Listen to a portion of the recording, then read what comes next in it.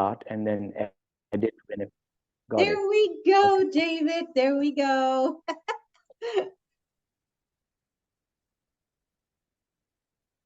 I'm Go ready ahead. when you are. Yeah, go ahead, David. Go ahead. We're ready. Thank you, Patricia, for inviting me to speak with you this morning. I'm really privileged that we connected very quickly, and here we are having a meeting.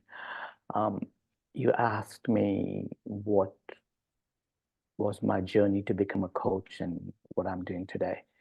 Yeah, I never actually imagined that I would ever be a coach or what it actually meant, except for the fact that coaching is all has to do with sports. But back in 2017, I learned that coaching is also about helping people and empowering people to help them to find solutions for their own problems. And I had no idea how I would do that.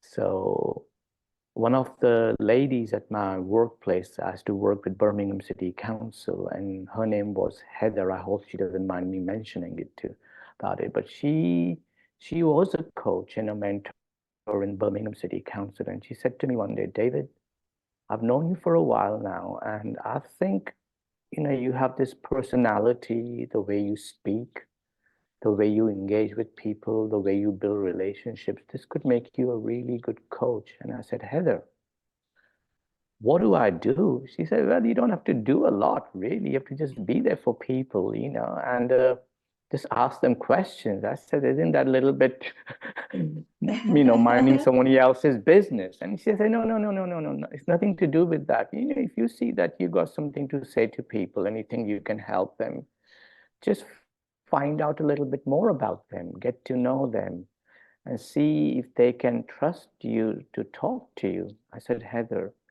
I have really no experience, formal experience of doing this. And she said, listen, let me point you in the right direction. And I said, okay, Yes. I'm happy to listen. And she suggested that I do a formal coaching training program. I said, okay, how do I go about it? And she gave me a list of qualifications that I can go for. And I said, okay. And she said, Institute of Learning and Management, I think so, ILM it's called. And they say Birmingham City Council supports that form, education when you graduate from there. I said, right. I said, you have to study very hard because I'm not academically gifted. She said, no, no, no, you don't have to study hard. I'll help you. And this is how it all began, where she initiated this desire within me. And I thought, you know what, there's no harm in exploring the thing. So I had to write a little business case for my manager to say that they would allow me to go on this training course. And they accepted it. And I got a reduced fee, which was very good. And they allowed me the time to attend the training lectures, once every week or twice every week for 2 hours. So it wasn't a lot. And when I went to start the training courses, it was very academic as far as I was concerned, because I'm not an academically gifted person, so I thought. But then I began to look at the fundamentals and the objective of actually helping people come through a very difficult challenge. And I thought, you know what? As a human being, I had to come through a lot of difficult challenges. And if people weren't helping me, I wouldn't be where I am today. And I really got stuck in. And of course, it is academically important that I follow the process, understand the structure, the framework, and all the ethical standards and the responsibility, safeguarding the confidentiality of every person that I speak to. So I learned all that. It was about a 3 months course, and I was pleased to say that I passed my ILM, and it was only the first level, level 3. but there is level 5 and there's level 7 and so forth. And I said, you know what? Now I've passed level 3. It's given me a desire now to actually use this structure, this framework, and then to use my natural ability and a genuine care for people to apply this principle, you know. But I had to find people I had to coach as a form of part of my education. And I was trying to give free coaching sessions to people. And not everybody was willing to sign up very quickly, you know, and start talking to me. And I thought this is going to be very tough.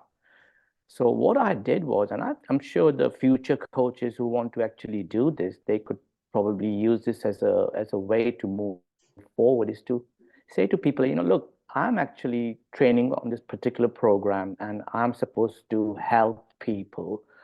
Would you be happy if we just casually talked about how things at work? You know, are there any challenges that you're experiencing? So I got in that way to just begin to speak to people, not as an official coaching session, but just to open the door. And surprisingly, I slowly had to get about 10 clients at least, right? And then do my whole analogy, feedback, everything. So I did all that. And I began to think, you know what, I'm really enjoying this now. This is more sort of my purpose, but also I have a structure and a way to go forward.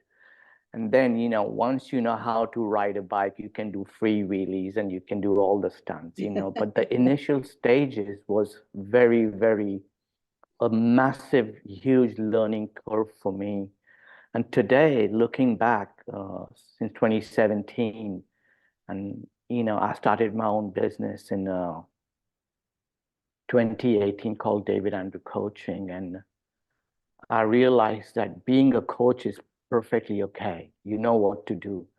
But running it as a business, I found it very challenging because you need to get clients, you need to get paid and all that kind of cost. And that got me stressed quite a bit in the beginning. But you know what? It's a journey. Nothing lands on your plate that easily. You have to work for it. You know what, Patricia? Honestly, today I feel very peaceful about what I'm doing. And although I'm not client driven. What I'm driven is that there are people similar to me all over the world who are experiencing various challenges. And they usually get a prescriptive answer: do this, do this, do this, do this, do this. And a lot of people like the idea, but I don't know how many people actually go ahead and do it. So I Can I understood ask that. you, David, can you explain one of the challenges that you feel as a coach you could help somebody, you could open that door of hope for that person? Can you see one Ah, challenge that you've seen in people? well, thank you for asking. That's a great question, and it could be answered in many ways. But from my perspective, the challenge that I found was trying to build the trust between two people. It's not like you can go to a shop and buy a handbag or a new jacket, and then you say, if you don't like it, you can give it back and get your money back. This is actually people will open up their personal lives to you. And if they don't know you, they probably will be reluctant to say anything. And I found that very challenging, that it took me time to build trust with people. But I also learned that people do watch you whether you realize it or not. So that was a challenge. And I worked through it. And I believe today, I hope, just like you connected with me on LinkedIn so quickly. And I was really pleased. And I said, wow, people are reaching out to me rather than I'm pushing towards people. And I think looking at your purpose and you as a coach, I think we are like the light and salt of this earth, and should be something within us I think more from a spiritual perspective, but also from a relationship perspective and how we communicate with people. That will draw people to trust you. And this, the more you see it from a social media perspective, the more you're consistent with your message and everything, people begin to get the trust. But I think coaching business is not easy. Let's put it this way. And I'll be honest to you to say, but the fun part is to see someone through till the very end and they are strong and they can do, and be free. That's my reward. Can I just ask David, one of the things that I hear from you, and it's coming from your heart, you've been on a journey. How would you describe yourself right now in the present moment? Not how other people are seeing in you, but how you see yourself right now in this present moment. Okay, I have to think very hard on that. Yep. At this present moment when I'm speaking to you, or Yep. generally? Yep. How do you perceive yourself right now? Because the time that we met and the time we are here, something has transitioned. Something has Yes, transitioned and something has shifted inside of you that has made you right. smile and has created joy. So, Yeah. how do you see yourself right now in this present moment? Right now, I see myself paradoxically a little bit nervous because I'm having this conversation, but also I feel privileged that I can actually candidly, openly share my heart without feeling fear of anything. That is powerful. That is really powerful. What would you tell your future self? Wow. What would I tell my future self? I think I want to say to myself, David, be true to yourself, listen to your conscience, and see when it leads you. Are you being led by your own thoughts or someone that is greater than you? And that is something that I have been practicing because I have to live a very routine life every day, Patricia. The same thing, same thing, same thing. And you think, what's the purpose? But I have discovered that there is a purpose even in our routine, mundane life. And the purpose goes beyond what your material world gives you and you work hard for. I believe, and this is my personal belief, that there's a greater purpose for every person's life that is not necessarily found in the materialistic world, but more on a spiritual dimension. And I'm a faith person. I'm driven by my faith, and it gives me a lot of stability and a strong foundation, especially when things get very difficult, when you're facing emotional challenges and personality clash and different things. And I think, how can I find myself stability and I be peaceful in this time? And it is my faith, and that's my honest truth. And before I used to be a little bit shy to talk about it and afraid and what people will think. But today I said, no, I have to tell them what are my real clothes that I'm wearing, which is spiritual. These are my physical clothes. That's what I think. David, that is such a powerful message. I am so blessed that God has brought us together here right now.